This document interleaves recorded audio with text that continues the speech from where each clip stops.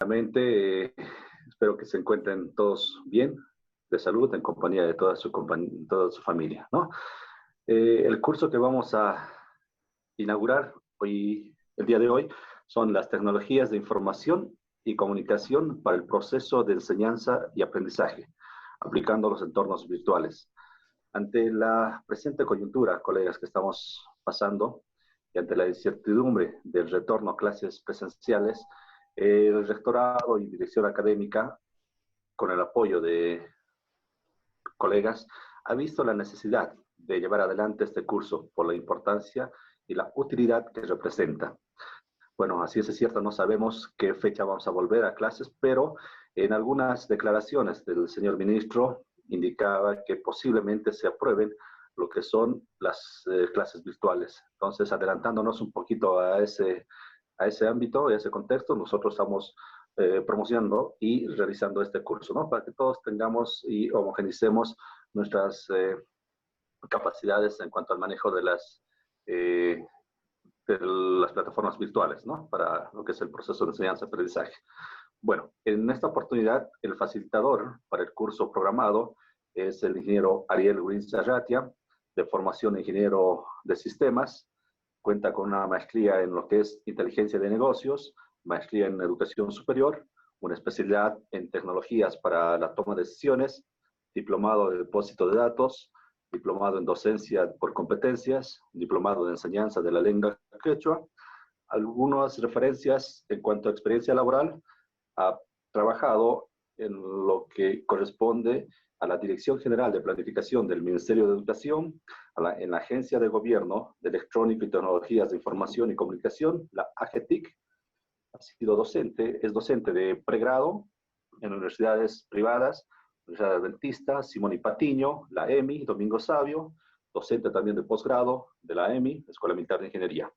Bueno, con ese preámbulo, quiero dar la más cordial bienvenida e inaugurar este curso, que tiene una duración, una carga horaria de 50 horas. Espero realmente que sea de provecho de todos nosotros para que podamos adquirir las competencias y las capacidades necesarias para llevar adelante este nuevo desafío para lo que es la educación superior en Bolivia.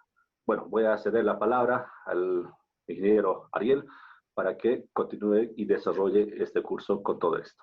Muchas gracias. Adelante, por favor, ingeniero. Muchas gracias, Inge.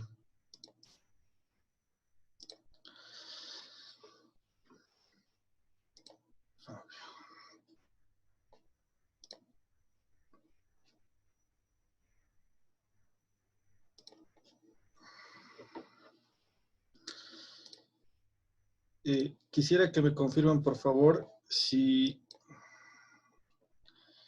logran ver la pantalla de escritorio.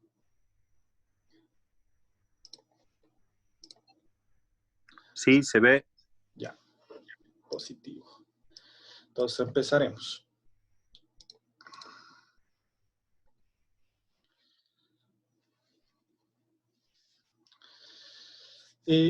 Se ha trabajado en el diseño o en el desarrollo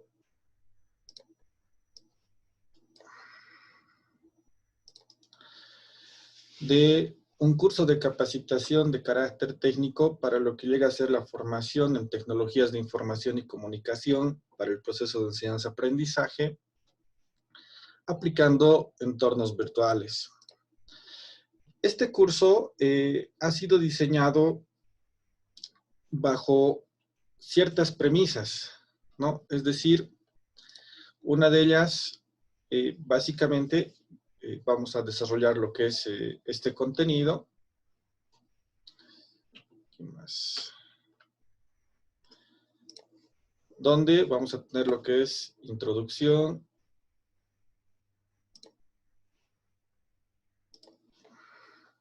objetivos del curso, características, el perfil que se va a tener al culminar el curso y lo que llega a ser la estructura curricular. Entonces, como introducción, tenemos que mencionar que a partir del 14 de abril ya ha salido una disposición normativa que regula lo que es el tema del teletrabajo. Esto a raíz de solicitud de distintos sectores sociales de la población. Es decir, antes de lo que era el 14 de abril, como habían salido algunas autoridades, tanto en el sector de que se encuentran con lo que es la parte de la Ley General del Trabajo, empresariado privado, inclusive las mismas universidades privadas, no estaban desempeñando funciones, digámoslo así, de forma regular. Entonces, a partir de la emisión de esta normativa, ya comenzamos a asumir el tema del teletrabajo como algo que se encuentra con un amparo normativo. Es decir, ahora, hoy por hoy, estas son, está regulado, está aprobado, cuenta con amparo normativo y es necesario hacerlo, ¿no? Si bien tal vez en un determinado contexto podemos determinar de que no es aplicable, entonces se estudian otras alternativas y esas son las que vamos a ir viendo a continuación. Muy adicionalmente, la estructura del curso está bajo normativa dentro de lo que es el reglamento de cursos de capacitación de institutos técnicos y tecnológicos, ¿no? ¿Qué es lo que nos dice esta normativa? Nos dice que para que un curso sea válido tiene que tener una duración mayor a 24 horas y así recién es válido en un proceso de compulsa. Sin embargo, nos encontramos con otro tipo de normativa también que nos regula el mínimo de capacitación que tenemos que tener en un año. Y ese mínimo es un curso que dura 40 horas, ¿no? Entonces, dada esta situación, se ha diseñado el curso para que tenga una duración de 50 horas, se lo ha tipificado como curso de capacitación técnica, porque se tiene establecido que, de acuerdo a normativa, hay cursos de capacitación técnica y cursos de capacitación tecnológica. Sin embargo, para que sea de mayor provecho del personal docente, se ha establecido justamente de que, como indica la normativa, es un curso de 40 horas mínimo en cuanto a actualización que hay que tomar anual, y el curso de capacitación tecnológica no está tipificado como un curso de actualización. Sin embargo, el curso de capacitación técnica sí. Entonces, esas son las razones que un poquito nos dan el amparo normativo para organizar un curso que tiene una duración de 50 horas que sea de beneficio para todo el personal, ¿no? Entonces, en eso se está viendo de que vamos a optar por plataformas de acceso gratuito. Entonces, estas plataformas nos van a permitir llevar adelante lo que es este proceso sin necesidad de que lleguemos a depender de un servidor o un servicio o un dominio propio, ¿no? Entonces, ¿cuál es el objetivo del programa en toda esta situación? El objetivo del programa es que nosotros lleguemos a tener conocimiento y administración de lo que son plataformas virtuales para llevar a cabo procesos de enseñanza-aprendizaje. Pero sobre todo, una principal finalidad de este curso es llegar a unificar los criterios, porque se ha tenido en algún caso un uso, digámoslo así, desproporcional de lo que es el ambiente virtual hacia los estudiantes, ¿no? Y necesariamente en ese ámbito,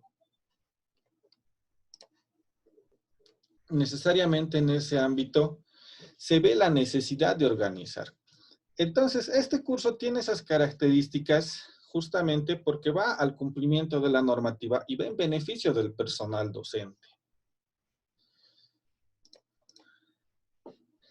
Entonces, ¿cuáles son las características del programa? Las características del programa, inicialmente, los criterios de admisión son aquellos que básicamente cumple todo el personal docente del instituto. Es decir, todos son titulados mínimamente a nivel de técnico superior y se tiene que tener conocimientos básicos de ofimática, ¿no? Entonces, ¿qué es la ofimática? La ofimática es el manejo de programas del Office o del LibreOffice. Entonces, ahí está procesador de textos, hojas de cálculo, manejo de PowerPoint y básicamente ese es el contexto. Seguidamente, es preciso de que cada cursante remita una fotocopia del carnet escaneada a dirección académica en blanco y negro. Esto en cumplimiento al reglamento de institutos que indica que es preciso armar una carpeta, todo un proyecto con centralizadores, calificaciones y demás para cursar el curso, valga la redundancia. Y obviamente matricularse al Google Classroom, ¿no? Nuestras actividades las vamos a ir desempeñando en Google Classroom y ya vamos a ir viendo cómo ir haciendo, es decir, vamos a explicar el anexo para estudiantes que ha remitido previamente el señor director académico. Finalmente, el cursante está sujeto al reglamento de curso de capacitación, lo que indica que debe obtener mínimamente una nota de 61 para poder acceder a la certificación que va a tener la visación de la Dirección Departamental de Educación, como se les ha indicado un principio, con 50 horas, supera las 40 de exigencia anual, es un curso de actualización y obviamente tiene su proceso, ¿no?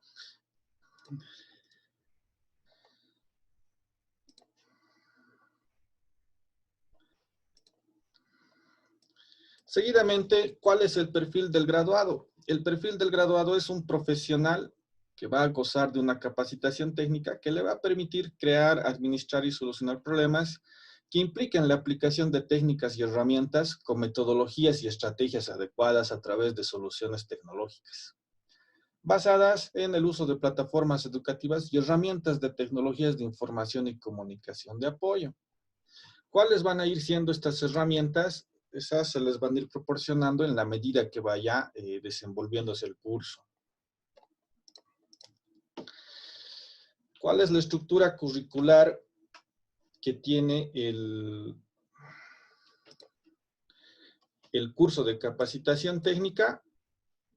Básicamente vamos a ver lo que es el tema de aspectos generales, lo que es la rúbrica en el enfoque por competencias, cómo evaluamos en el enfoque por competencias o cómo redactamos una competencia. En este aspecto, recuerdo que antes hemos tenido una intervención propia del LICEN Alain, cuando ya llegaron los nuevos planes, cuando ya se tenía que hacer la elaboración de los nuevos planes de trabajo docente y demás.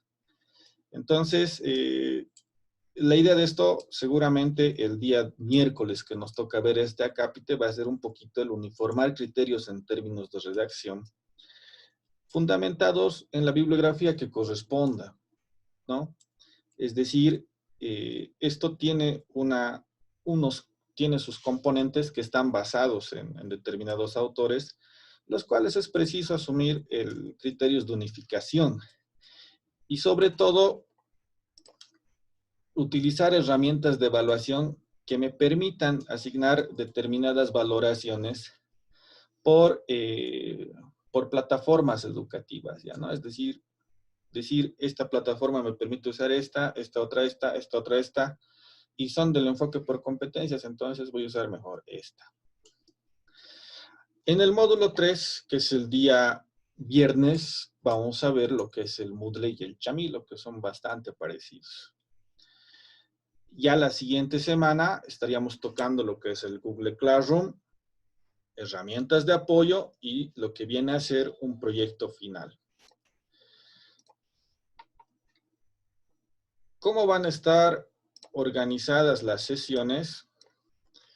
Las sesiones ordinarias van a ser de lunes, miércoles y viernes. Tenemos 6 sesiones. Tenemos una carga horaria que cumplir. Son 50 horas académicas.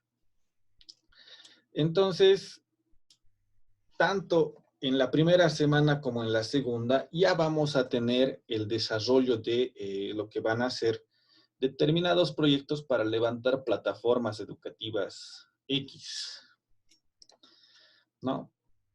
En ese sentido, vamos a tener sesiones adicionales de apoyo que van a ser los días sábados, pero de carácter voluntario, ¿no? Se entiende que hay personal o personas que tienen más facilidad con algunas plataformas, así como también hay personas que tienen algunas dificultades. Entonces,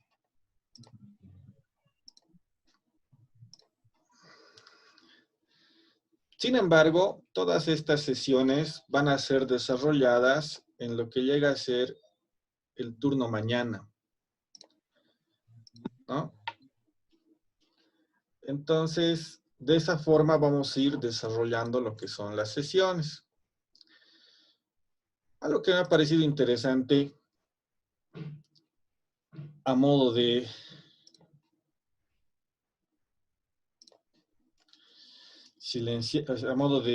ver el curso ha sido justamente esto que estamos viendo, ¿no? Decía, ha habido un maestro en una localidad X que ha agarrado su bicicleta y ha comenzado a repartir trabajos por toda la comunidad. Entonces, a sus estudiantes, ¿por qué? Porque los estudiantes no tenían acceso a Internet. Y eso me ha parecido realmente muy, muy interesante, toda vez que no había el acceso, pero se ha dado los medios para poder llegar a los estudiantes y llevar adelante lo que es el proceso de enseñanza-aprendizaje. La bicicleta cumple esa normativa referente a lo que es el distanciamiento social y necesariamente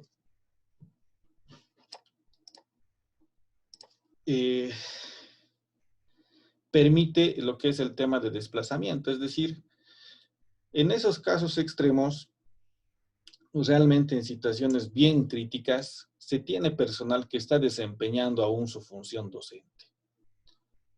Y esto es algo que nos tiene que llegar a la consideración justamente para poder unificar criterios y que los cursos de capacitación en modalidad virtual no se tornen abusivos con los estudiantes, ¿no?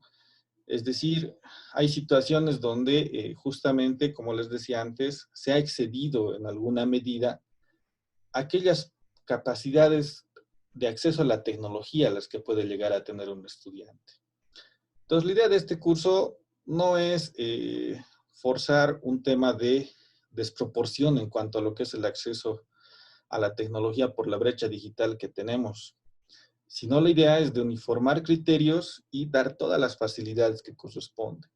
Pero tenemos que pasar por un proceso de uniformidad de criterios. La verdad absoluta de esto no la tenemos ninguno de nosotros, es decir, son cursos en los que vamos a tener todos la oportunidad de participar, de fundamentar con respectivos determinados autores, y es así como vamos a llevar adelante, seguramente más adelante, en un futuro, procesos de formación con apoyo del componente virtual, o en su defecto, netamente virtuales, ¿no? Entonces, la idea, como les digo nuevamente, no es entrar a un uso desproporcional de la tecnología hacia los estudiantes, sino más bien la idea es uniformar criterios para que este proceso o esta experiencia de enseñanza sea lo más cómoda posible para nuestros estudiantes. Al respecto de cómo vamos a ir asumiendo las clases virtuales,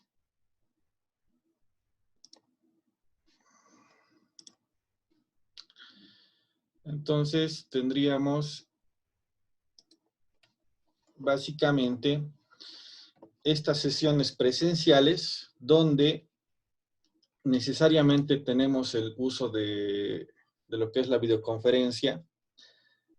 Posteriormente a la conclusión, vamos a subir la grabación de la videoconferencia al YouTube y vamos a poner el link al Google Classroom. Antes de empezar, me corresponde explicar lo que es el tema de anexo a cursantes, porque solamente tenemos hasta ahorita 10 cursantes que se han matriculado.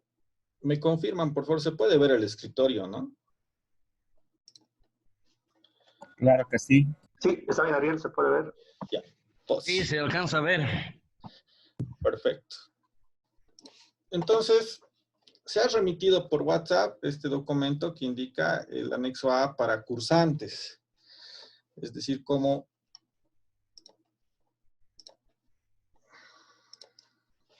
iríamos a asumir estas clases virtuales. A ver, vamos a detener el video del... Ya.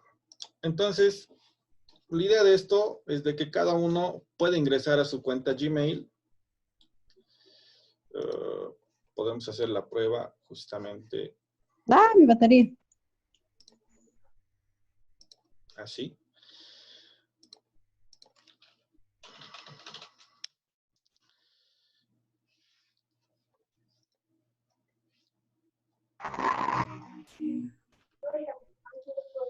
Y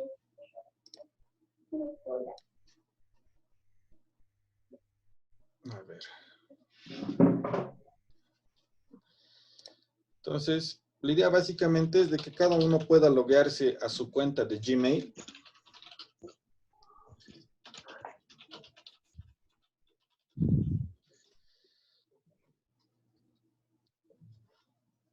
Y en la cuenta Gmail de cada persona tiene que venir justamente al menú superior donde indica Google Apps y nos vamos al Classroom.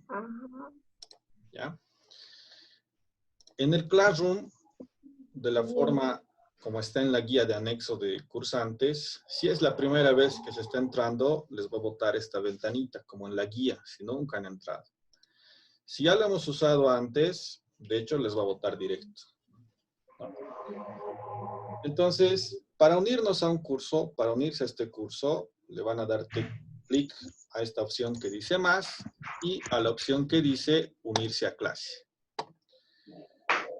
Después de el unirse a clase, en este anexo que se les ha remitido en PDF, se les ha remitido el código de clase. Sí. No, ¿dónde qué dices? Colegas, sus micrófonos, por favor, siléncienlo. Entonces, aquí podemos ver, estamos ingresando a la clase, es decir, estamos copiando este código de clase que se ha indicado, y con ese código de clase, nosotros o cada persona se va a unir a este curso de Classroom como cursantes o como estudiantes. Lo que tenemos en la primera pantalla, en esta pantalla de novedades, es simplemente la vista de los logs o notificaciones de todo material nuevo que se ha subido. Esta vista usualmente es desorganizada, es decir, no cuenta con toda la organización que tiene que ser para que uno vaya desarrollando sus actividades. Entonces, nos vamos a situar todos en la pestaña que indica Trabajo en clase. ¿Sí? Entonces, aquí nos va a botar una ventana emergente que nos va a decir cómo podemos hacer seguimiento del progreso que tenemos como cursantes. Ya hemos entendido. Y obviamente ahí podemos ver de que tengo 3 actividades que están pendientes. Hay que realizar 3 tareas. Esas las vamos a ir explicando a medida que desempeñamos la clase. Y obviamente está el tema de lo que es la presentación del curso, toda la documentación general que se necesita, desde el documento de dirección académica, la presentación que hemos realizado del curso, y obviamente lo que es el anexo de cursantes, ¿no? Que es cómo tienen que subir trabajos y demás. Al respecto de cómo subir trabajos, eso lo vamos a ir viendo a medida que demos las 3 actividades del día de hoy. No hay mucha dificultad al respecto, pero básicamente el cargar una actividad es poder, como se ha realizado, a ver, nos vamos a trabajo de clase, seleccionamos la actividad le damos ver tarea, y en la tarea lo que nosotros podemos hacer para cargar el trabajo mismo es aquí, ¿no? Damos clic en agregar o crear y podemos seleccionar un archivo o podemos seleccionar un vínculo.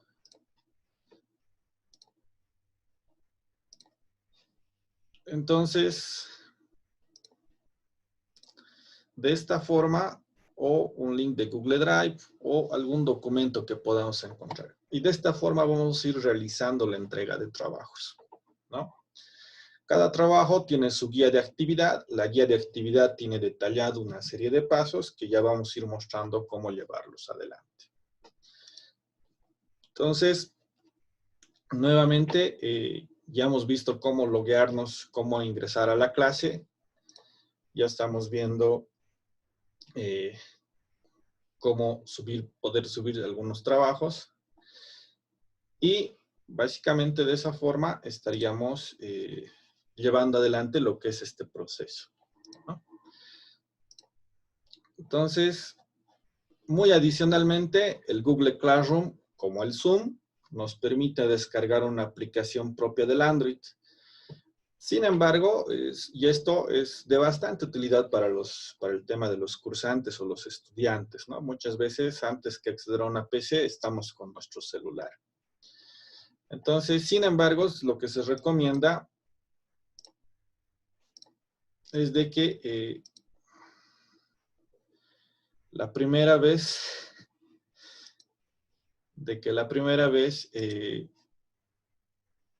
todos realizan este proceso desde PC, ¿no? Como indica que sí o sí, la primera vez debemos ingresar desde una PC de escritorio.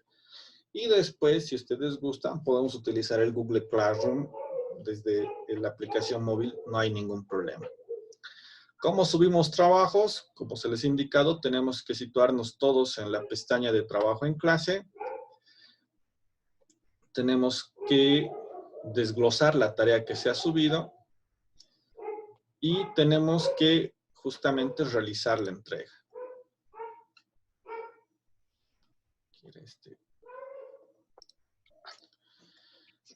Ya.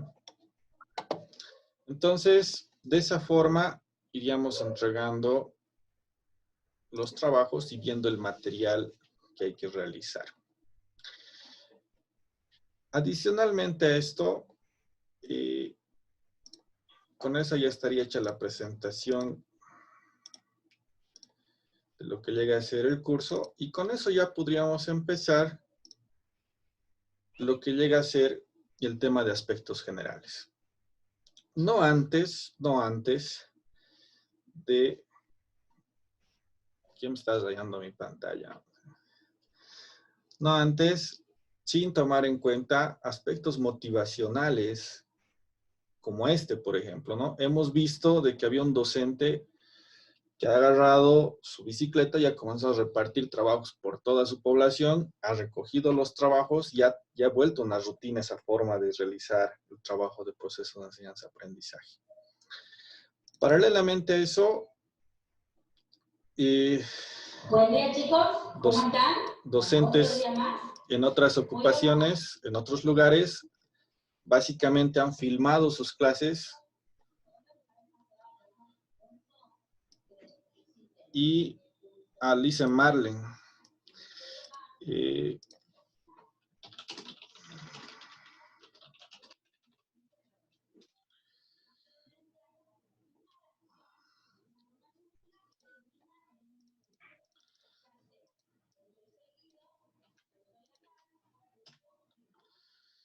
Entonces, en este caso lo que estamos viendo es una maestra que básicamente ha filmado toda su clase. Es una maestra de primaria.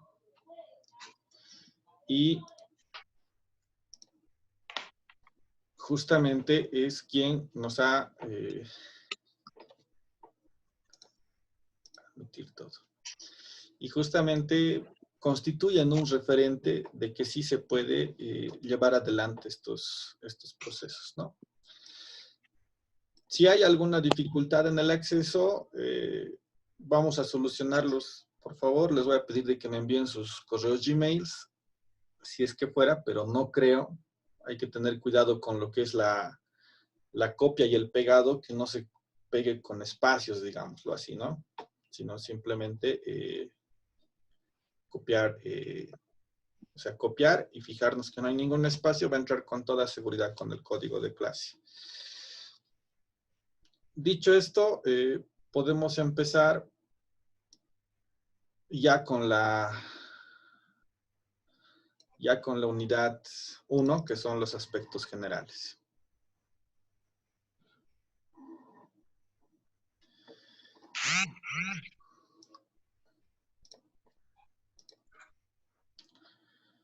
Empezaremos. Bueno, estamos llevando adelante lo que es un curso de capacitación técnica para lo que es el proceso de enseñanza-aprendizaje, y dentro de eso tenemos que ver inicialmente aspectos conceptuales para poder llevar adelante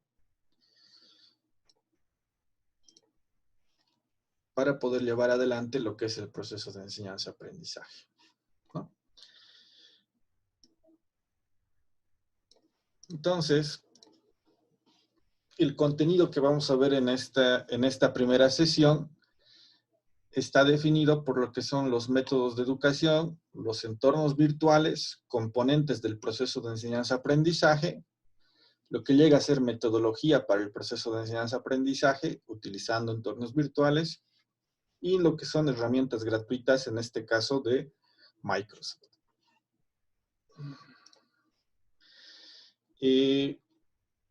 Bueno, asumiendo la unidad 1 de este primer módulo, podemos definir de que existen tres definiciones interesantes.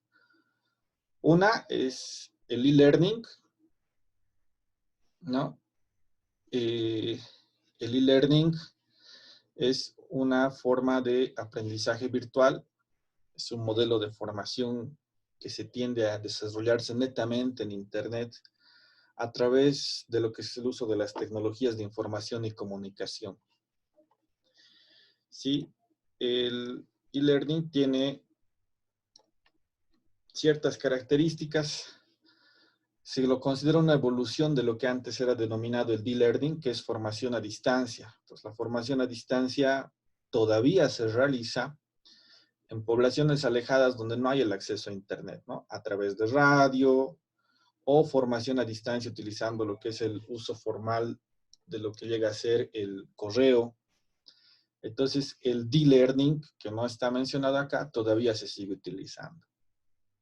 El m-learning o mobile learning llega a ser básicamente una evolución del e-learning cuando el estudiante o el cursante necesariamente tiende a desempeñar sus actividades valiéndose de un equipo móvil, ¿no? De un celular. Entonces, un celular, una tablet, no necesita un puesto fijo para ir llevando adelante sus actividades. Muy buenos días a todos ustedes. Van a disculpar las dificultades por la señal de internet.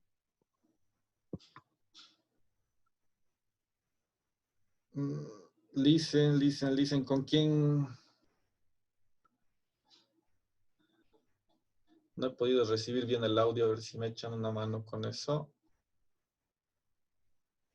Buenos días, ingeniero. Habla Sandra Sandoval. Sí, listen. Dígame, no he podido recibir bien su audio. No se preocupe, Inge, solo que recién he podido ingresar por problemas de señal. Posi, no, de acuerdo, listen, gracias. De que pues gusto. Un gusto. Continuaremos. Bueno, para los que han llegado tarde, nuevamente buenos días. Se va a subir la presentación en PDF y la grabación respectiva a lo que es el YouTube. Y finalmente, como estábamos diciendo, tenemos lo que llega a ser el B-Learning o Blended Learning, que es una combinación del aprendizaje presencial con los dos anteriores que utilizan lo que es la nube de Internet. El e-Learning y el M-Learning, ¿no? Entonces, en estos dos casos ya resulta de esa manera. Entonces, lo que nosotros conocemos como semipresencial llegaría a ser, ¿no? Y aquí tenemos algunas características de lo que llega a ser el e-learning. Permite que los estudiantes manejen un ritmo propio de aprendizaje. Está basado en el concepto de formación en el momento en que se necesita. ¿Por qué? Porque la información está todo el tiempo disponible en la nube y tiene la combinación de distintas tipologías de materiales.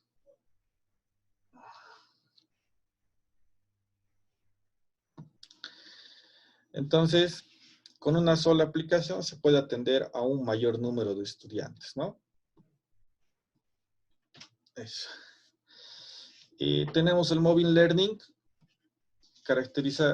Básicamente existe una ventaja en comparación a la anterior, es decir, no tenemos que andar con estas CPUs como caballeros del zodiaco, ¿no? Tenemos la posibilidad de disponer de un equipo móvil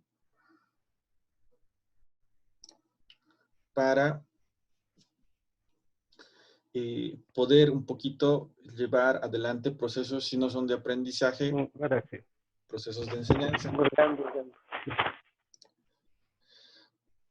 Y la interacción es más inmediata, ¿no? Es decir, son dispositivos más pequeños, usualmente son inalámbricos, estamos hablando de teléfonos inteligentes o tablets.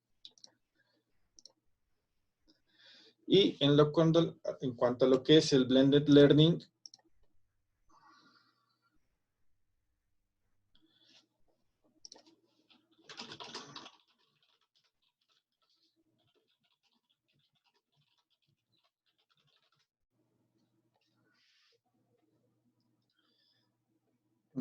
llega a ser el blended learning,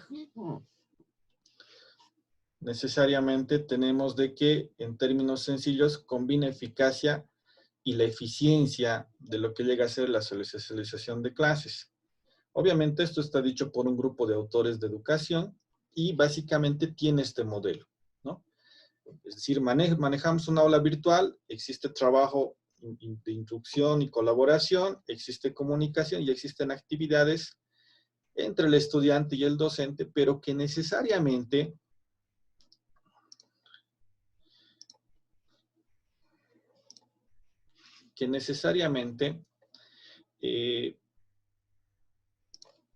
tienen que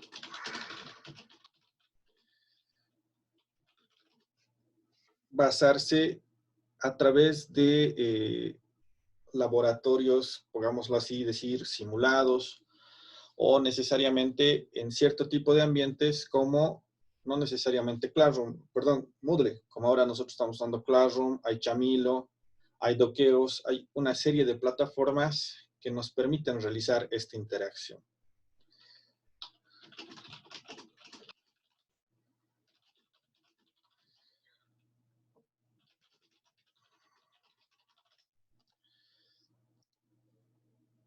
¿Ya?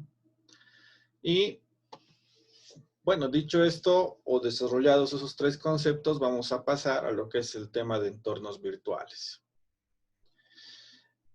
En entornos virtuales, igual, es importante desarrollar ciertos conceptos. Uno de esos conceptos es el CMS.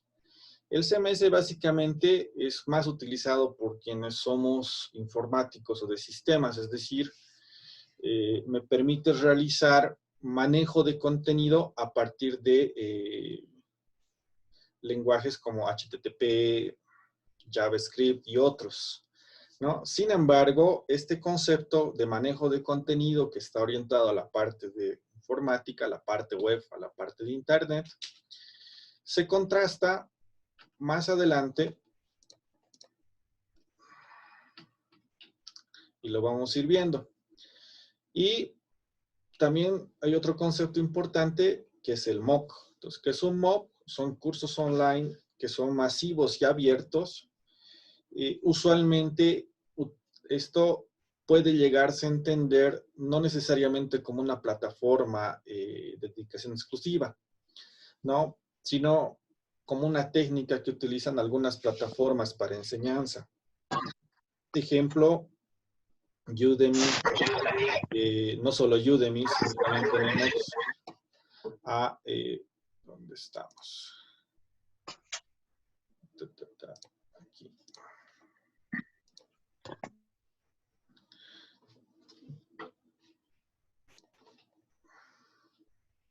Entonces, muy aparte de lo que es el Udemy, tenemos Coursera y tenemos otras plataformas que utilizan lo que es el MOOC, es decir, liberan una gran cantidad de cursos masivos gratuitos que los inducen a sus cursos que son de costo. Muy al margen, existen universidades que desarrollan esto, pero todos los cursos son gratuitos. Las características de eso es que no hay límites en la matriculación, puede ser seguido online y es de carácter abierto y gratuito, ¿no?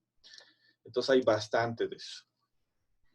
Otro concepto importante que hay que desarrollar son los LMS. En LMS es Learning Management System, es conocido también como un sistema de gestión de aprendizaje. Es decir, este es un software para administrar la formación en línea, inclusive lo que nosotros habíamos dicho, el Blended Learning, ¿no? Y un término mixto que es el LCMS. Este llega a ser una sinergia entre lo que es un CMS y lo que es un LMS. Un ejemplo de esto es Moodle, ¿no? Por así decirlo. Entonces, Moodle, muy al margen de manejo de contenido, me permite ejercer, de contenido educativo, me permite ejercer cierto tipo de programación HTML, por ejemplo, que lo manejamos más los informáticos. Y llegamos a lo que es un término ya general, que es el entorno virtual de aprendizaje, o EVA. Entonces, el EVA también es conocido como ambiente virtual de aprendizaje, ¿no? Eso por sus siglas del idioma inglés. Y llega a constituirse en un espacio virtual que reúne tecnología y contenidos para que se lleven a cabo una formación de e-learning. Es decir, se trata de un espacio web que puede estar compuesto por LMS o LCMS y contenidos. Sin embargo, al poder ser uno u otro, nace esta definición, ¿no? Y engloba tanto la gestión propia de los cursos como el aula virtual, es decir, manejos, herramientas, y eso vamos a ver. Y muchas veces se lo confunde como si fuera netamente un LMS, cosa que no es así, ¿no? O sea, puede ser uno u otro, pero que reúna las condiciones de llevar adelante un proceso de enseñanza-aprendizaje. Dicho esto, nos toca ver cuáles son los componentes del proceso de enseñanza-aprendizaje. Los componentes de enseñanza-aprendizaje tenemos componentes externos, ¿no? El esquema está desarrollado de acuerdo a bibliografía planteada por el doctor Carlos Álvarez de Zayas. Y dentro de los componentes externos se encuentra lo que es la enseñanza, lo que es el aprendizaje y lo que es la materia de estudio. Valga decir, llega a ser estos los que dan las condiciones para que se lleven adelante lo que son los componentes internos, ¿no? Entonces, ¿cuáles son los componentes internos del PEA? El problema, el objeto, el contenido, el objetivo, las formas de enseñanza, los medios, el método, la evaluación y el resultado. Es decir, a todo esto es el proceso de enseñanza-aprendizaje.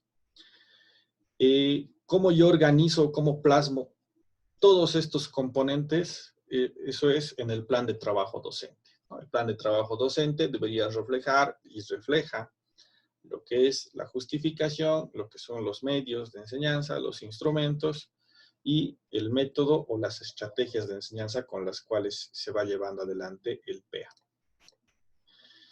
Un ejemplo de cómo estructuramos esto es, para que se entienda más, es justamente este, que lo podemos observar. Un objeto, el objeto de estudio llegaría a ser el diseño y programación de microprocesadores. El contenido es el contenido mínimo que está establecido. El problema, toda asignatura por lo menos en la etapa profesionalizante y en la etapa de formación básica también, necesariamente responde a una necesidad social, ¿no? Tenemos que entender que las carreras, las asignaturas, satisfacen necesidades sociales. Entonces, justamente en este caso estamos hablando del problema es que se quiere o que se tiene es que hay deficiencia en la fabricación de equipos con microprocesadores. Y en ese sentido, el objetivo es desarrollar la capacidad de elaboración de programas de microprocesadores. Es decir, con esto estamos llegando a satisfacer necesidades sociales. Es importante tener el concepto de que cada una de las asignaturas o cada una de las formaciones que nosotros tenemos existen porque satisfacen necesidades sociales. Si una carrera o una asignatura deja de tener una necesidad o deja de satisfacer una necesidad social, lamentablemente es removida, ¿no? Y es ahí donde vienen los rediseños curriculares, la actualización. Y hay asignaturas que ya dejan de existir. En este ejemplo tenemos los medios y tenemos las formas y obviamente el método. Donde más vamos a ahondar es en el método, ¿no? Entonces, y bueno, obviamente viene la evaluación y resultado, que lo vamos a ver en la siguiente sesión para ver cómo es que se evalúa o a qué resultado se apunta. Seguidamente, tenemos lo que es el tema de métodos y estrategias. Dentro de lo que son el tema de métodos y estrategias, básicamente el método organiza el flujo en cómo se va a ir a desarrollar las 4 fases del proceso de enseñanza-aprendizaje. ¿Cuáles son esas fases? Es motivación, información, aplicación y evaluación. Valga decir, después de que yo organizo los componentes, uno de los elementos fundamentales llega a ser el método, ¿no? Porque el método me dice cómo yo voy a organizar en estas 4 fases donde se desenvuelve el estudiante. El docente administra esta secuencia de actividades o administra estas fases para implementar dentro de ellas una secuencia de actividades. A ver, pasemos a ver un ejemplo.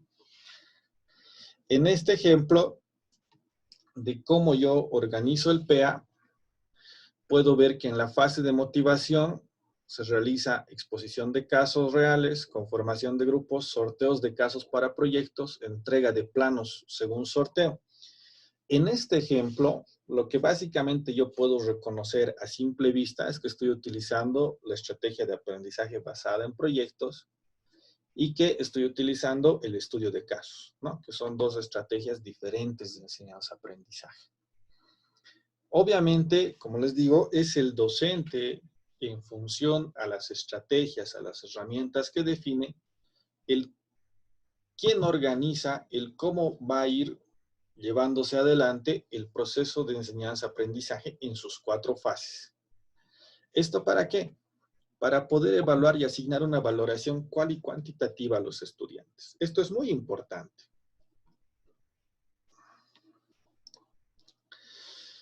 Y eso, básicamente, el método es posible organizar a partir de estrategias, ¿no? Entonces, la estrategia básicamente se constituye en una guía de acción que te va a orientar a vos, a cada uno de nosotros como docentes, para la obtención de ciertos resultados. Pero la estrategia no tiene sentido si es que nosotros no somos conscientes de en qué momento estamos induciendo la misma para un mayor aprovechamiento por parte del estudiante, ¿no?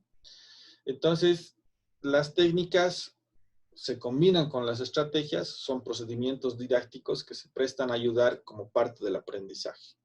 Esto es algo que se persigue con una estrategia. Estoy saltando algunas porque básicamente estoy definiendo los conceptos, ¿no? Sin embargo, es importante recalcar que la utilización de técnicas enfocadas a la formación de competencias permite de una manera vivencial hacer énfasis en la transformación de la realidad. ¿Qué quiere decir esto?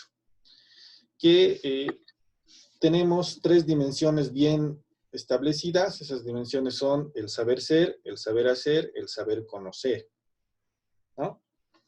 Entonces, para cada una de estas dimensiones que tenemos, que las vamos a explicar más adelante en la siguiente sesión, existen estrategias. Y obviamente estas no son todas, no son absolutas, ya lo hemos dicho. Pero son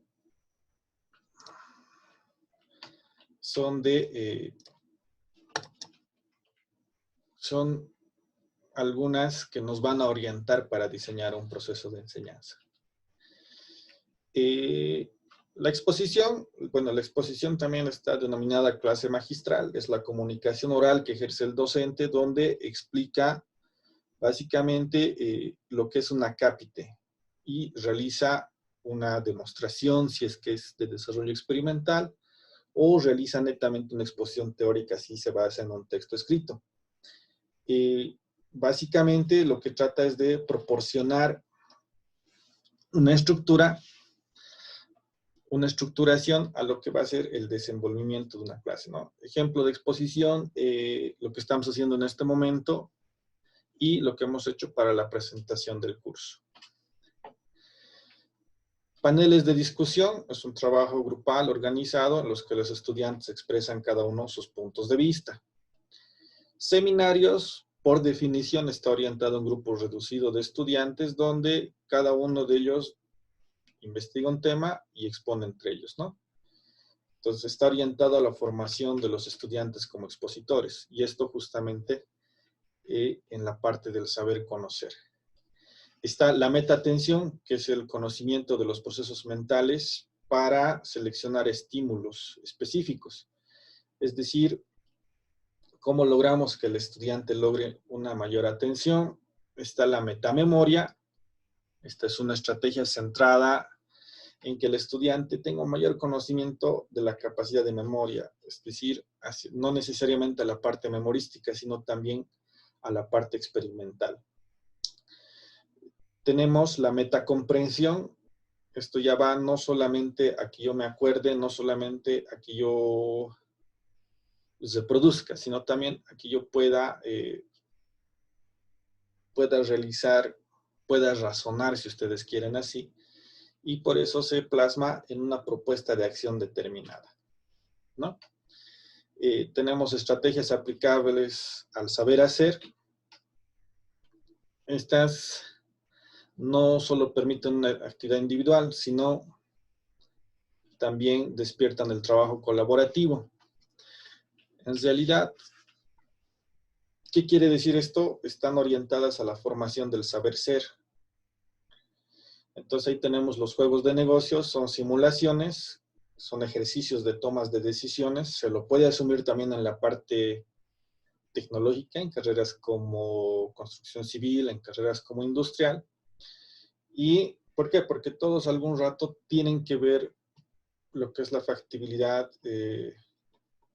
costo-beneficio de los proyectos que se van a realizar.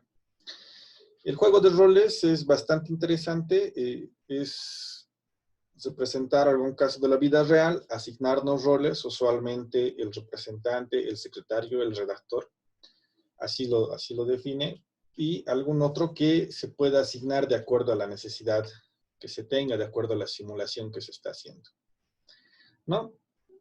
La simulación de un juego y juego consiste en el diseño de un sistema real, es decir, la parte experimental, donde lo que se quiere es entender el comportamiento de un sistema. Pero no entenderemos este término sistema como la parte informática, ¿no? Sino entenderemos el término sistema como el conjunto de elementos que se relacionan entre sí, que buscan un fin común. Es decir, sistema llegaría a ser eso, ¿no? Un conjunto de procesos, procedimientos que tienen sinergia.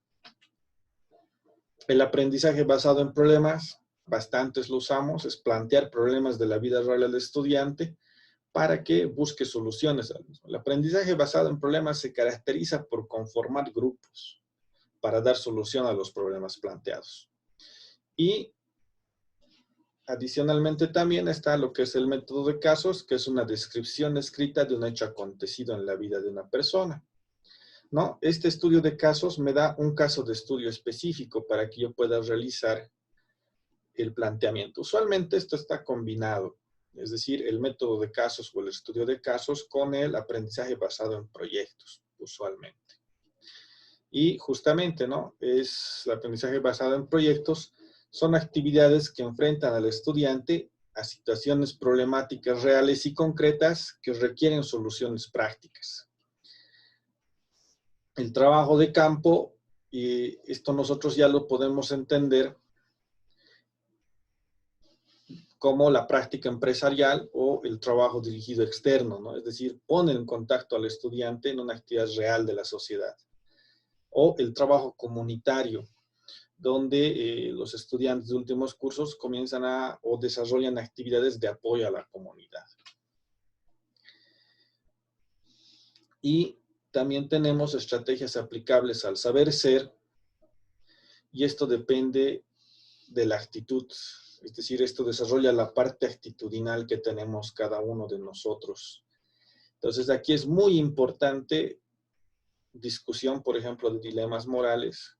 Hay que discernir lo bueno de lo malo, lo justo de lo injusto, pero esto usualmente despierta la parte anímica de cada uno de nosotros, ¿no? La parte actitudinal. Entonces, no es un tema de imposiciones, sino es más bien un tema donde lo que se quiere es que haya un razonamiento donde se vean los valores y la parte actitudinal, la parte sentimental. El diagnóstico de situaciones también se puede combinar con las otras estrategias para desarrollar más de una dimensión en uno. Y básicamente trata de ver las alternativas a un problema expuesto, sin embargo, considerando aquellos efectos colaterales, ¿no? Por ejemplo, yo voy a levantar una represa, pero un efecto colateral podría ser el daño a la flora y la fauna. Entonces, es importante considerar esto. No es simplemente un aprendizaje basado en proyectos, digámoslo así, el diagnóstico situacional, donde va el estudiante o va el cursante, hace su represa y listo, genera electricidad, nada le importa, ¿no? Sino el diagnóstico situacional tiene que ver, por ejemplo, comunidades indígena originaria, campesinos afectadas, flora y fauna afectada, especies en periodo de extinción y otros aspectos de esa naturaleza. Habilidades sociales, es decir, aquí ya se toma en cuenta las relaciones interpersonales, el desenvolvimiento o el desempeño social que puede tener cada estudiante. Y lo que llegan a ser estrategias a las competencias genéricas. Hay que tomar en cuenta que hay competencias básicas, competencias genéricas, competencias específicas. Las competencias genéricas son, y lo vamos a ver el día miércoles, son aquellas que son comunes entre varias profesiones. Ejemplo, por así decirlo, contaduría, economía, administración de empresas. Entonces, tienen asignaturas, tienen formación en común. Entonces, de lo que trata esto es básicamente, como indica el término, una estrategia, es hacer convivencias entre esas carreras que tienen conocimiento común, conocimiento que comparten, y obviamente al interior desarrollar lo que son las relaciones interpersonales, ¿no? Entre ambos géneros, hombres, mujeres, de carreras que tienen formación similar o idéntica en algunos casos. Discusión de dilemas, estas ya son estrategias con enfoque intercultural, justamente, que genera conflicto. Puede ser real o supuesto, pero se genera la discusión, ¿no? Entonces, por ejemplo, podría ser tecnologías ancestrales versus nuevas tecnologías, vestimenta tradicional versus vestimenta de moda, y así. Asambleas o reuniones es un momento para poner en práctica justamente estos aspectos, dado que permite tomar conciencia de lo que cada uno piensa sobre un tema específico y aportar con eso a los miembros que consideren oportuno. el diagnóstico de situación es justamente, esta ya lo hemos visto, es el análisis situacional, también es considerada una estrategia con enfoque de género. Esto depende del caso que se plantee, ¿no? Es decir, podemos plantearlo como un juego, como una dinámica, y esto necesariamente tiene que derivar en la elaboración de alternativas y consecuencias de cada uno. El juego de roles también me permite, en cuanto a lo que llega a ser el tema de medio ambiente, por ejemplo, justamente lo que hablábamos hace rato, nos permite identificar en cada uno de los participantes qué rol va a ir desempeñando de acuerdo a la actividad que se está encarando. Es decir, en el caso de lo que es educación ambiental, necesariamente tenemos que hacer que uno juegue un rol de una comunidad, que uno juegue un rol de una población afectada. Sin ir lejos, por ejemplo, para que haya la represa de Corani, toda una comunidad ha tenido que desaparecer, ¿no? Se les ha asignado terrenos en otros lados, se ha hecho una serie de situaciones, pero sin duda alguna se ha desfragmentado una comunidad que tenía conocimientos y saberes ancestrales. Entonces, ese nivel de conciencia hay que, o sea, a eso es a lo que se quiere llegar con un juego de roles, que el estudiante se identifique en la posición de la otra persona o del otro elemento de análisis dentro de un proyecto. Estrategias aplicables a lo que son las competencias básicas. Las competencias básicas son aquellas competencias que me sirven para vivir, o el conocimiento básico, perdón, que se necesita en los distintos módulos de una carrera. Entonces, estas necesariamente ya son una combinación de muchas otras estrategias anteriores que son las que hemos visto. Por ejemplo, la metamemoria, la metacomprensión, el juego de roles y las prácticas de laboratorio, ¿no? Y otros. Entonces, en las competencias básicas o estrategias para el desarrollo de competencias básicas, necesariamente existe una serie de estrategias anteriores que hemos visto que son combinadas para la formación de estas. Y finalmente, nos queda ver lo que son las actividades que se ha asignado y el uso de herramientas de Microsoft, ¿no? Entonces, continuamos. Iremos viendo. Tenemos la actividad 1. La actividad 1, bueno, las 3 actividades, todas las unidades temáticas que vamos a ir desarrollando, van a tener un primer día de inducción teórica, desde donde el plazo va a ser desde la conclusión de la sesión hasta el día siguiente, valga decir, hasta mañana, ¿no? De la misma manera, el miércoles, el plazo va a ser hasta el jueves, y en la del viernes, que es un poquito lo más extenso que está, porque tenemos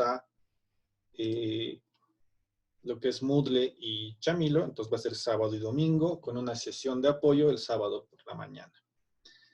Eso de la forma en cómo ya se ha expuesto la presentación del curso.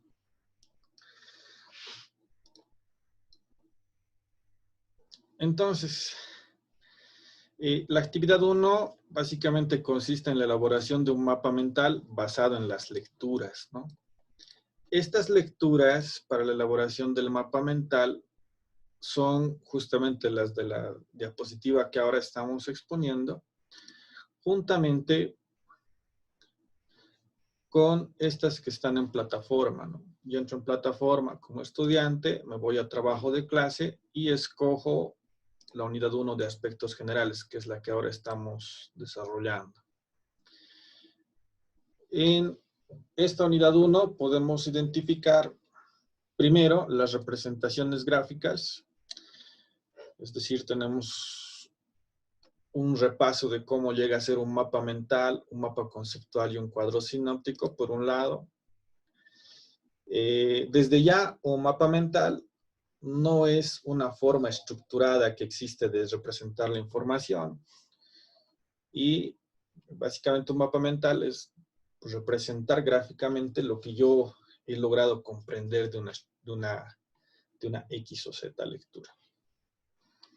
Y tenemos lo que son las lecturas complementarias, ¿no? Las lecturas complementarias son todas estas. Estas lecturas van a complementar la exposición que se ha realizado y en función a eso vamos a elaborar el mapa mental. ¿Qué formato tiene que tener el mapa mental? Por ejemplo, a ver, este es el Word.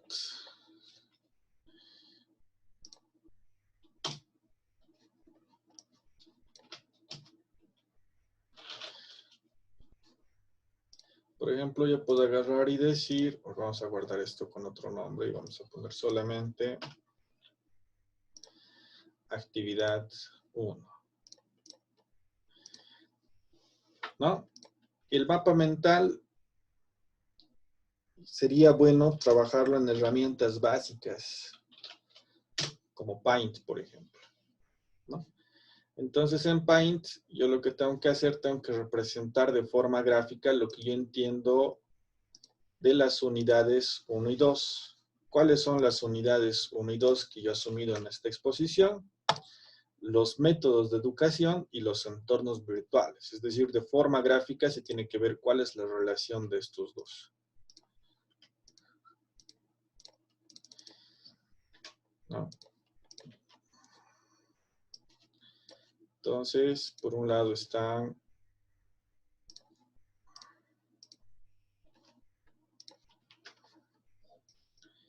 los métodos de educación y por otro lado están los entornos virtuales. Entonces, a partir de eso, necesariamente, por ejemplo, podría buscarme una nube o dos para poder ir desempeñando esto, ¿no? Entonces, ¿cuál es la idea? La idea de esto es ir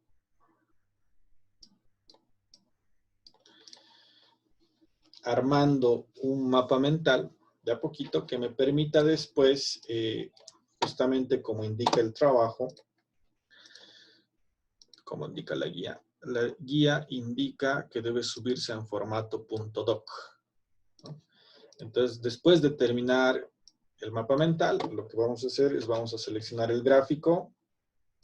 Podemos copiar las imágenes que queramos del Google, de donde sea, ya han visto, es clic derecho, copiar. Al interior de esto podemos relacionar. Existen formas de realizar una graficación, esa es la forma de utilizar un mapa mental. Y después de terminar el gráfico, procedemos a lo que es el copiado al Word, ¿no? Estando copiado el archivo en Word, o mi mapa mental, de hecho esto es una demostración bastante genérica, no es un mapa mental completo, tiene que contener toda la información de cómo indica las unidades 1 y 2, ¿no? Métodos, entornos virtuales, ¿no? Son estos dos temas que hay que generar. Entonces, posteriormente a eso, tenemos que guardar el archivo. El archivo, de acuerdo a la guía de actividad, tiene que tener el nombre del cursante que está subiendo el trabajo. Entonces, en este caso, ya he generado este archivo actividad 1. Esta actividad 1 se tiene que llamar, por decirlo así, Ariel Luis Bricharratia, ¿no? Y de esa manera, ya con el trabajo elaborado, voy a entregar mi actividad 1. Aquí estamos. Entonces, me voy a mi actividad 1. Para ver la actividad le doy ver tarea. Se supone he descargado la guía de actividad. Y agrego la entrega. En este caso, con un archivo. Ese archivo es fácilmente arrastrado. Aquí está. Actividad 1, Ariel Bridge. Con mi nombre completo. Le doy cargar.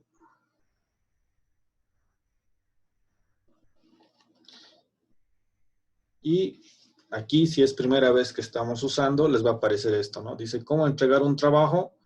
Una vez de que ha adjuntado todos los archivos, puede marcar como entregado. Entonces, yo aquí, después de que he subido el trabajo, le voy a dar entregar. Y en este caso es un solo archivo y le doy a entregar, ¿no? Y de esa forma he realizado la entrega del trabajo. Adicional a la entrega del trabajo, yo puedo ver los comentarios o puedo enviar comentarios privados. Es decir, por ejemplo, la actividad 1 era mapa mental. Entonces, por decirles, 1000 disculpas, solo desarrollé la unidad. Y listo. Este es un comentario privado que solamente lo va a ver el docente, no lo van a ver los demás, ¿no? Adicionalmente a la guía de actividad, en cada actividad se puede ver la rúbrica de evaluación. En este caso, la rúbrica tiene estos 4 parámetros de deficiente, es un trabajo desorientado, un trabajo incompleto, hay dominio del tema, pero no se han cumplido todas las exigencias, y el trabajo concluido de 100 puntos. Esta rúbrica en sí, como estamos en un nivel básico, tiene todavía solo un parámetro de evaluación, valga decir, solamente una fila si ustedes quieren. Ya vamos a ir viendo cómo confeccionar rúbricas más sofisticadas el día miércoles. Eso sería la información referente para la elaboración de la actividad 1. En cuanto llega a ser la actividad 2, donde estamos, tenemos aquí la actividad 2. Veremos el PDF, nos vamos a confundir. En cuanto llega a ser la actividad 2, lo que nos están pidiendo es contextualizar en este esquema, redibujarlo, poner toda la información concerniente a una de las materias que estamos dando, ¿no? Dice, repasar conceptos y aplicaciones y contextualizar. ¿Qué quiere decir? Básicamente, elaborar un gráfico, este gráfico, y poner componentes de su asignatura. Más o menos, eso es la forma en cómo estábamos realizando este ejemplo, ¿no? Entonces, de la misma manera, en una asignatura que se esté impartiendo, tienen que asignar todos los componentes y entregar esto como trabajo. Sin embargo, el trabajo no termina ahí. Indica bien claramente las evidencias, a diferencia del trabajo 1, no es solamente el archivo, sino es, ya no voy a cargar el archivo en Word, sino esta vez lo voy a cargar en formato PDF, y va a haber una URL de comentario privado del mismo documento cargado a OneDrive. Entonces es aquí donde vamos a ver justamente lo que nos tocaba, que es el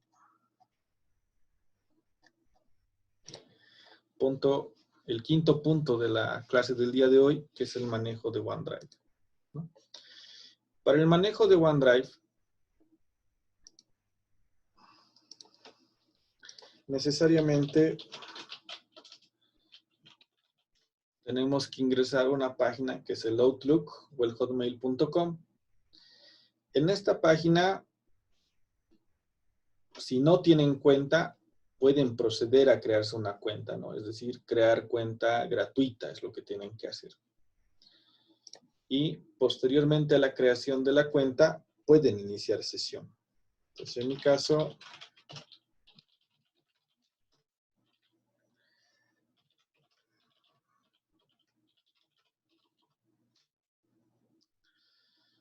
caso, inicio sesión con la cuenta que tenía. Y dentro de Outlook hago clic en esta parte derecha de los 3 puntitos y selecciono la opción que dice OneDrive.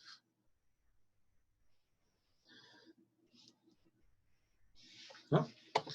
El OneDrive es bastante similar a lo que conocemos como Google Drive. Es importante recalcar que si no está habilitado, justamente acá hay el botón como campanita cuando estamos como en la parte de correo del Outlook. El OneDrive me permite trabajar de la misma manera que Google Drive, ¿no? Entonces yo puedo agarrar, por ejemplo, y decir, me voy a crear una nueva,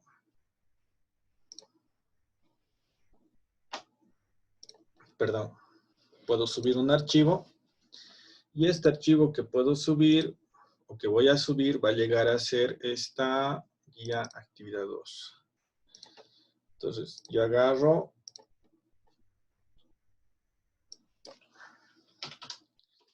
y nombro este archivo actividad 2 Ariel Rich Arratia, ¿no? Valga decir, ya he terminado mi tarea. De acuerdo a la guía de actividad, me pida que suba en formato PDF. Entonces voy a guardar este archivo como actividad 2, pero en formato PDF. Teniendo ya el PDF del trabajo realizado, lo que yo voy a proceder a realizar es a cargar este PDF, ¿no? ¿Dónde está esa actividad 2? Y para eso es bien fácil. Después de que se sitúan en el OneDrive, como hemos visto, tienen que estar en la raíz. Usualmente esto les va a mostrar en blanco a ustedes. Si no tenían correo Hotmail, como les digo, tienen que crearse un correo, no hay problema. Y en esta ventana de mis archivos, le dan clic derecho a cargar. Y cargamos archivos, ¿no? Como yo sitúo de forma sencilla donde me encuentro, entonces copio la dirección donde estoy, esta dirección que aparece aquí arriba.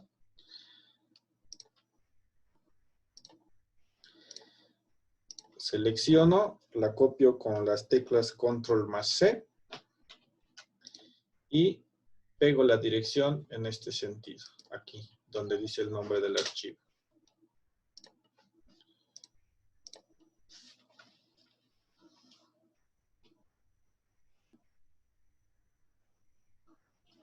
En realidad no, ¿no? Todavía no estamos entrando a lo que son la parte de Google, sino lo que estamos viendo son las, justamente, ¿no? Son las alternativas que tenemos. Entonces, de forma inicial, no vamos a entrar a lo que es el uso de Google Foros, eso lo vamos a ver la siguiente semana, todo lo que es la tecnología Google. Pero lo que sí vamos a ver es cómo realizar el cargado, cómo compartir información con OneDrive, porque no nos vamos a casar con una tecnología. Lo que vamos a ver es cómo funcionan de forma idéntica o bastante similar alternativas y ver de cómo combinarlas en proyectos después, ¿no? Es decir, para algunos docentes o para algunos colegas, algunos cursantes, va a ser más amigable, más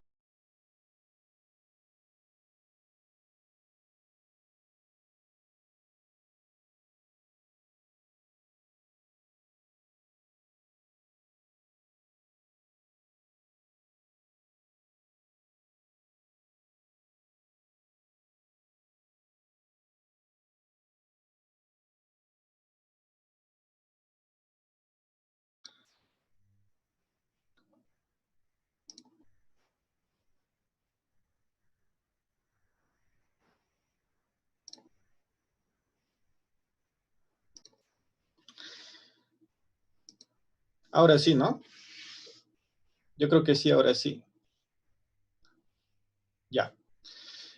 Como les decía, no nos vamos a casar con el tema de Google. No es un curso de Google Classroom netamente. Sino vamos a ver alternativas para cómo ir llevando adelante lo que es este curso, ¿no? Por eso justamente en la exposición les decía, un día vamos a ver Moodle, Chamilo, otro día vamos a ver una y otra. Entonces lo que tenemos que ver, más allá de casarnos con una tecnología, porque no nos olvidaremos que estamos utilizando herramientas gratuitas. Entonces, si el día de mañana, y por ejemplo ha pasado con el Yahoo Messenger, que ya no existe, si el día de mañana Microsoft me dice Hotmail no está disponible, o Google me dice esto ya no está disponible, entonces necesariamente yo tengo que saber administrar una plataforma que me dé la misma funcionalidad o una funcionalidad similar, ¿no? Entonces esa es una razón para abordar el contenido de esto, de esta manera, digámoslo así.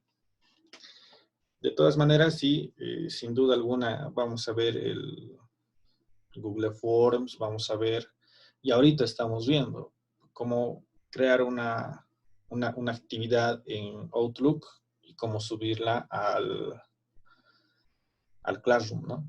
Eso es también importante. Entonces, vamos.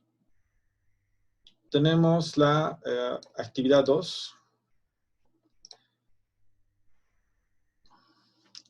Aquí nos va a mostrar de que se está cargando un elemento. Aquí podemos ver la actividad 2, ya está cargada. Y lo que nos indica la guía de actividad 2 es...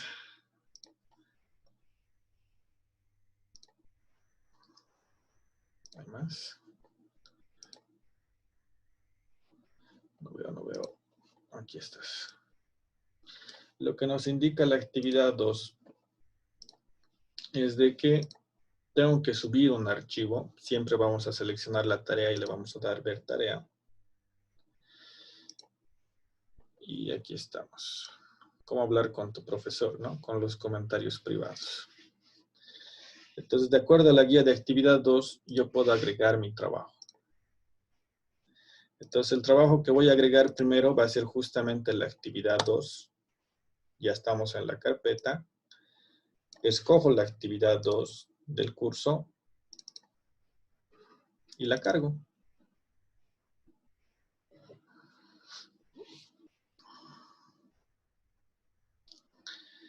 Pero adicionalmente a eso, lo que me indica la actividad como segunda evidencia es que tengo que tener la URL en comentario privado del mismo documento cargado al OneDrive, ¿no?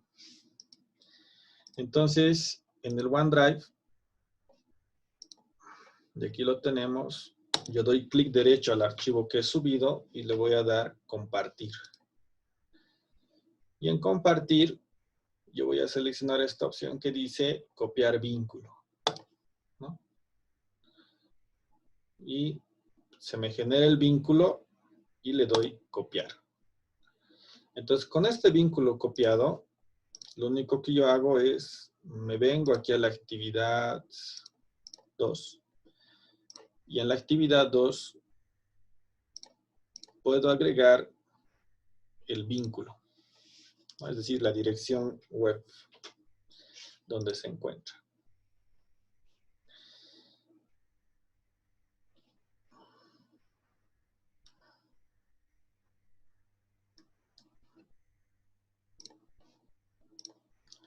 Entonces, posterior a eso, yo realizo la entrega, ¿no? Con esto ya habría entregado el trabajo. Y dice, deseas entregar, se van a entregar 2 archivos, uno que es la actividad y otro que es un vínculo. ¿Desea entregar de esta manera? Sí. ¿O no? Entonces, una vez que se ha terminado de cargar todo lo necesario, le damos entregar.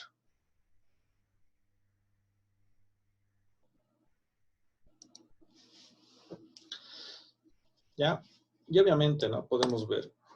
Damos clic al archivo o al link de URL y de esa forma. La idea de esto es de que nosotros podemos pedir a nuestros estudiantes, y justamente de eso se trata, de que trabajen en la plataforma que trabajen, nos manden un link donde esté compartido y nosotros podamos acceder a eso. Entonces, cerramos pestaña. Con eso ya estaríamos viendo el cómo realizar la actividad 2. Otro aspecto que me ha parecido importante, y ahorita lo vamos a ver, es el cómo ir desarrollando la guía de la actividad 3. Entonces dice, tenemos que cargar un archivo en Excel y tenemos que cargar la URL del comentario, ¿no? Entonces, tenemos que tener los datos del cursante, la lista de asignaturas que regenta. Y en función a eso, tenemos que poder cargar el documento en Excel y a la vez en el Classroom. Esto es parecido a la lista que se nos ha remitido por rectorado cuando nos decían tienen que tener una estructura de directorios que sean accesibles a través de URL, ¿no? Entonces, vamos a realizar esa actividad a partir de esta guía de actividad. ¿Cómo hacemos eso? Tenemos que crear un árbol de directorios. Entonces, empecemos. Inicialmente, tenemos que tener un nuevo archivo en formato Excel. Para eso, en la ventana de trabajo, damos clic derecho, nuevo, y seleccionamos hoja de cálculo en Excel, ¿no? Esta hoja de cálculo se puede llamar asignaturas. Estas asignaturas tienen que tener, de acuerdo a la guía de actividad 2, tienen que tener, perdón, a la guía de actividad 3, tienen que tener más o menos esta estructura, ¿no? Entonces, actividad 3 indica estructura de directorios. Entonces, nos vamos al documento en Excel que dice asignaturas. En realidad, directamente podemos nombrarlo así. Actividad 3. Y el Luis Rich.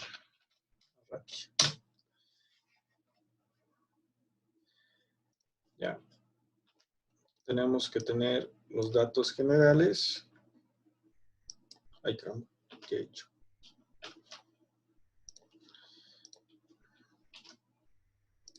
Y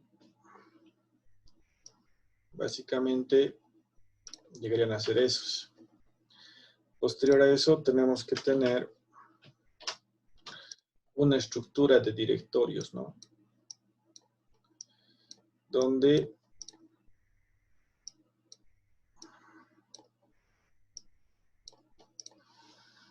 están las materias y están las carreras donde se encuentra cada asignatura. Entonces, la idea de esto es, para poder realizar esto de una forma más sencilla, es armar la estructura en el directorio donde nos encontramos. Entonces, yo puedo agarrar y nombrar una carpeta con el nombre de estructura, y dentro de estructura puedo dividir por materias, ¿ya no? Es decir, programación 3, por ejemplo. Otra asignatura, programación de dispositivos móviles. Otra asignatura, que es de secretariado, es ofimática y mantenimiento. Otra asignatura, aplicaciones informáticas industriales. Y otra asignatura, gestión de base de datos, ¿no? Entonces, a partir de esto, o en qué consiste la estructuración de estos directorios para compartir árboles de directorio, Resulta que una estructura de esta naturaleza no puede ser cargada al OneDrive. ¿Por qué? Porque necesariamente debe tener un archivo dentro, ¿no? Entonces, por ejemplo, aquí yo puedo agarrar y hago clic derecho, nuevo, y digo documento de texto. A ver si me permiten antes de cargar. Sí, correcto, estoy en lo correcto. Entonces, nuevo, documento de texto. Y aquí mi documento de texto va a ser, por decirles, qué sé yo, observaciones, o si ustedes quieren, lo más sencillo, docente, ¿no? Este archivo necesariamente tiene que tener un peso, así que no puede estar vacío. En este caso voy a crear el blog de notas como Ariel Luis Guicharrati. Dicho esto, ya podemos ver de que tiene un peso, ¿no? Es decir, tiene 25 bytes. Es poquito, pero sin duda alguna es algo, ¿no? Entonces, copiamos este archivo, es decir, clic derecho, copiar, y pegamos al interior de cada una de estas carpetas.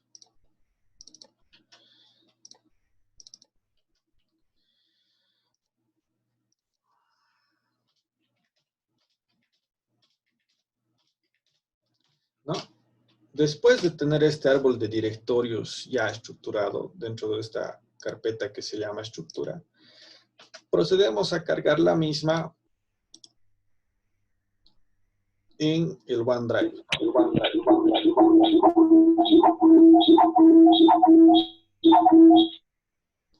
Entonces, para eso es clic derecho en el ambiente de OneDrive y le damos cargar carpeta.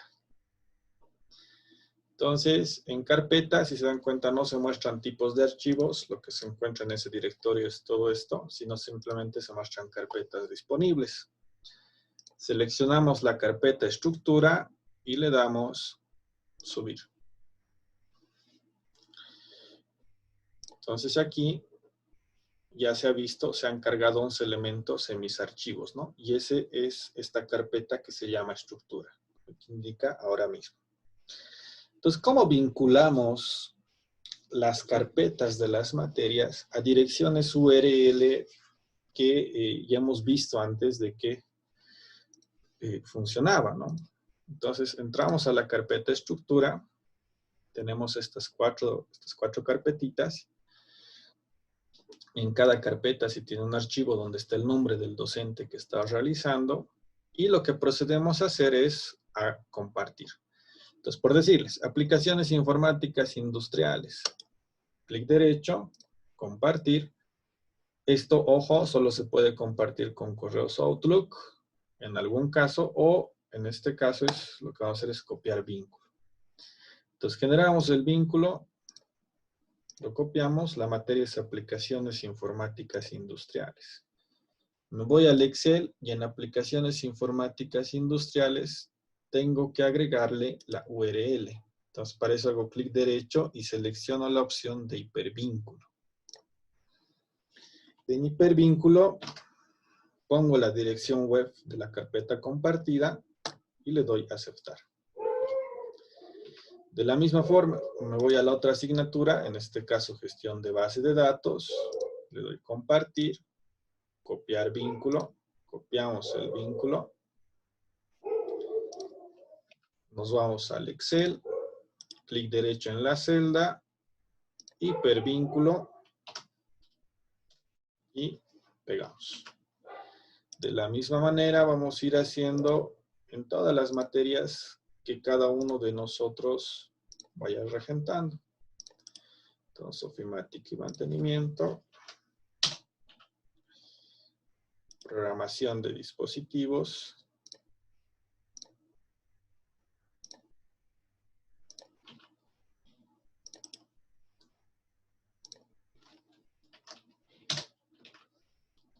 y finalmente, en mi caso, programación 3.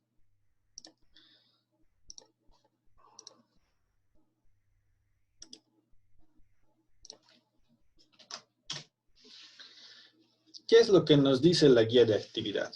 Una vez que hemos terminado de vincular todo, inicialmente, de que funciona, funciona. ¿Cómo yo pruebo eso en mi escritorio? Le doy clic con la tecla control del teclado y clic izquierdo, ¿no? O directamente. Entonces damos clic al hipervínculo que hemos asignado y automáticamente va a tender a abrir el navegador en esa dirección, en esa carpeta compartida.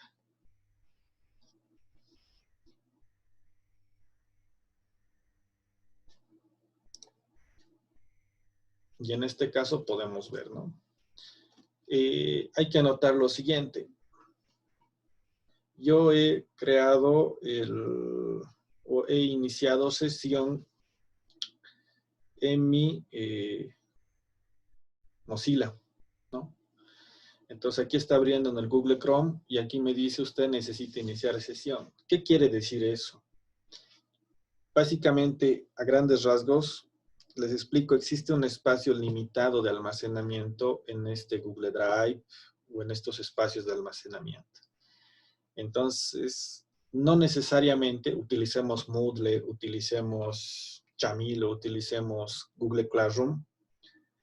El momento en que estemos llegando al tope de espacio, como están viendo, sin que el estudiante tenga cuenta de Hotmail, podemos compartir información de lo que es el OneDrive. Entonces eso nos sirve bastante y no le exigimos al estudiante que tenga cuenta en Hotmail, si se dan cuenta, ¿no? Entonces vamos a ir viendo después cómo ir combinando de a poquito estos, porque en algún caso por la carga de videos, de material que genera el docente en su propio Drive, hay que tomar en cuenta que el Classroom ocupa espacio de Google Drive de cada cuenta de correo. Cuando ya se está llegando a exceder más del 50%, necesariamente tenemos que apoyarnos. Y es para eso que funciona esto. Bueno, habiendo comprobado que funcionan las direcciones, nos queda subir este trabajo al OneDrive, ¿no? Entonces, cesamos. Aquí está la carpeta estructura. Y nos vamos a ir un directorio más arriba, si ustedes quieren dentro de estructura mismo. Y en estructura vamos a subir, aquí indica cargar, clic derecho, cargar, archivo. Y en archivo vamos a cargar justamente la actividad 3, que es el documento de Excel con todas las carpetas vinculadas, ¿no? Le damos a abrir. Aquí nos muestra de que se está cargando un elemento y aquí tenemos esto. Entonces, ¿qué es lo que indica la guía de actividad? La guía de actividad indica hay que subir el archivo de Excel con todas las vinculaciones y hay que subir también la URL en comentarios, es decir, hay que subir la URL de OneDrive, ¿no? Entonces, nos vamos a ir a lo que es trabajo en clase, actividad 3, ver tarea. Y en ver tarea, después de haber realizado toda esa estructura de directorios, vamos a agregar inicialmente el archivo en Excel que cada uno de nosotros trabaja. En este caso es actividad 3, Ariel Echeverría. Lo cargamos.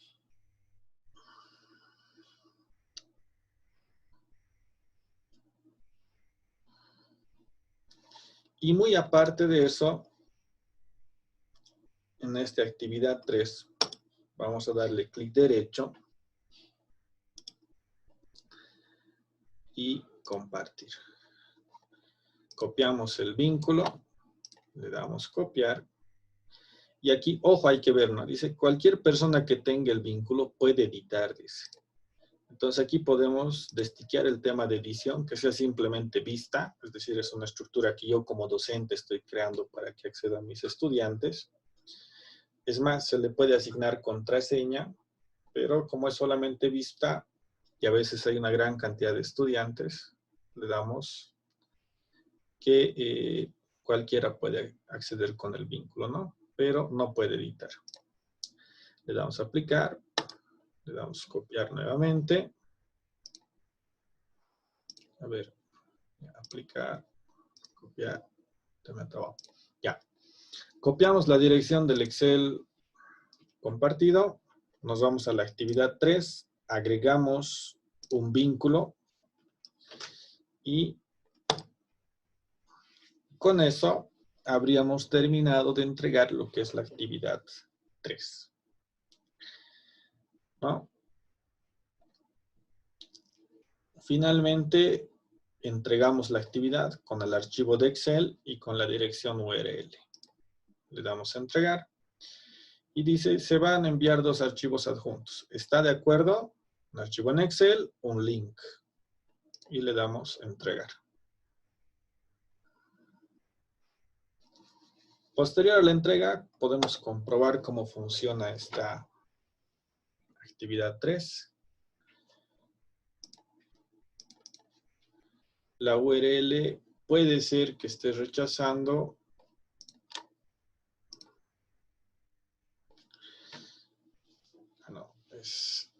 es tema de la compu. Entonces, en este caso vemos la URL, me abre directamente el entorno de lo que llega a ser el Office 365, que es el homólogo, si ustedes quieren, a lo que llega a ser en el Google Drive, ¿no ven? Tenemos Google Sheets, Google Docs, Google Presenter, es lo mismo. Entonces, lo que es Hotmail o Microsoft a través del Outlook me deja manejar todos los programas de Office. Uno de ellos también, y bastante interesante, es el manejo de, vamos a verlo acá, aquí podemos ver todo eso, todas las aplicaciones, es el manejo de formularios, ¿no?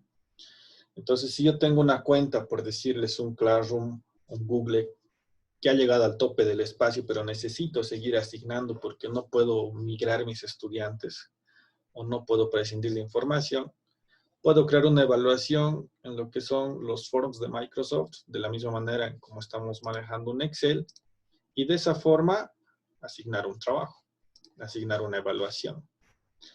Y esto es gratuito, ¿no? Es decir, tenemos las posibilidades de utilizar todas estas aplicaciones de forma gratuita, pero obviamente con un tope de acceso limitado. Pero seguramente nos sirve ya para encarar. Y también está este tema del Microsoft Flow, ¿no? Entonces esto ya me permite manejar el flujo de mis distintas aplicaciones. ¿Esta conjunción puede ser utilizada para un proceso de enseñanza? Sí. Pero con aterrizar en Forms, con administrar un espacio en la nube como el OneDrive, básicamente ya sería lo que necesitamos nosotros para poder combinar con plataformas educativas como Moodle, como Chamilo, como Google Classroom. ¿No? Bueno, tenemos abierto este Excel dentro de lo que es el Office 360 del OneDrive, ¿no? Actividad 3 guardado en OneDrive. Esta es mi pantalla de explorador, no es mi escritorio. Entonces voy a programación 3, le hago clic, voy a esta, le hago clic, voy a esta, le hago clic, ¿no? Y cada una de estas me abre ese directorio que se ha compartido dentro de lo que llega a ser el OneDrive. Y de esta forma podemos tener una estructura de directorios probablemente para el uso que determine cada docente, ¿no? Eso puede ser bibliografía, puede ser material. Entonces, ya vamos a ir viendo cómo organizar esto después, pero lo importante ahorita es de que logren armar ese directorio y logren también acostumbrarse a manejar diversas herramientas, ¿no?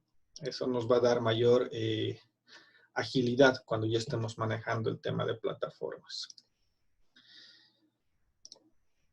Bueno, con esto habríamos concluido lo que llega a ser nuestra primera sesión. Les agradezco su tiempo, no sin antes tal vez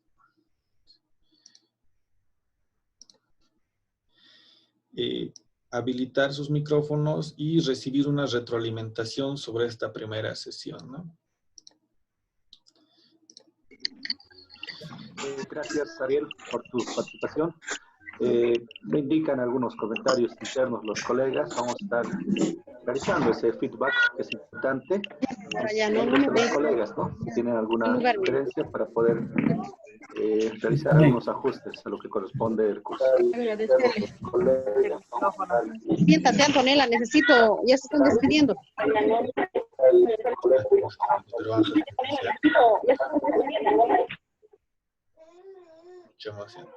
A ver, ¿dónde está Inge? Perdón. Silmar, ¿no? Ya. Bueno, Inge, entonces, con esto tal vez si es que habría alguna necesidad de realizar algún ajuste, no habría problema. Estamos justamente para eso, sería bueno también. O esa es la idea de tener la retroalimentación o esta etapa de consultas o comentarios por parte de los cursantes, digámoslo así, ¿no? De los colegas. No sé si alguien tiene algún comentario más que decir, por favor.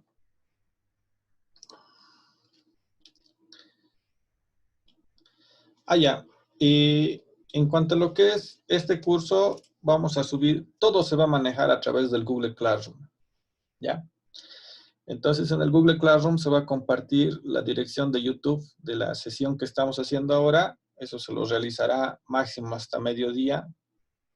Valga decir, una vez que concluye la sesión, o lo que es una sesión utilizando el Zoom, tiene que renderizar, se genera el video, eso toma un poco de tiempo. Pero hoy mismo la van a tener porque de hecho el plazo para realizar las actividades es hasta el día de mañana, ¿no?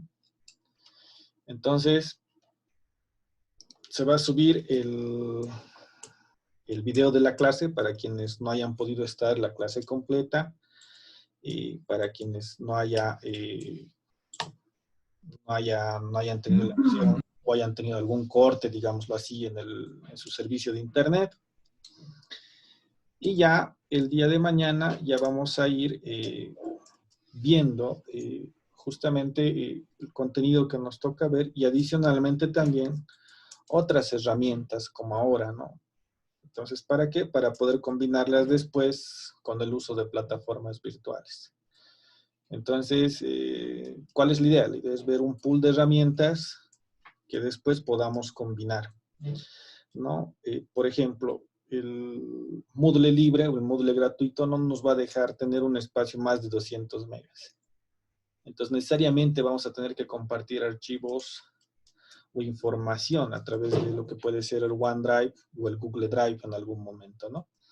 Entonces, esa estructuración es la que vamos a ir viendo ya cuando vayamos viendo cada plataforma. Mientras tanto, de a poco vamos a ir viendo lo que son el manejo de herramientas de apoyo. Si nadie tuviera algún comentario más, con eso estaríamos concluyendo la sesión de hoy día. Muchas gracias, Ariel. También recomendarles, como una recomendación final, suscribirse, por favor, al curso. Es importante tener el registro, ¿no? Para contabilizar lo que vaya a ser la planilla de notas. Sí, por favor, ¿no? Es bastante importante en especial para mí y para ustedes, que puedan realizar su inscripción al Google Classroom y realizar sus distintas actividades. Porque para poder acceder a la certificación de acuerdo a normativa, no se olviden que tienen que lograr el mínimo de 61, ¿no? Entonces es bastante importante que logren acceder al Classroom con el código de clase. Si habría alguna situación adicional en el desarrollo de su trabajo, con todo gusto yo podría, se me buscan. Yo esta tarde voy a estar al WhatsApp. El día de, bueno, mañana martes, en la tarde también estaría, ¿no? Entonces, con todo eso, les agradezco por su tiempo. Espero puedan realizar las actividades. Y tengan un muy buen día. Con eso estaríamos terminando la primera sesión con esta cantidad de horas síncronas.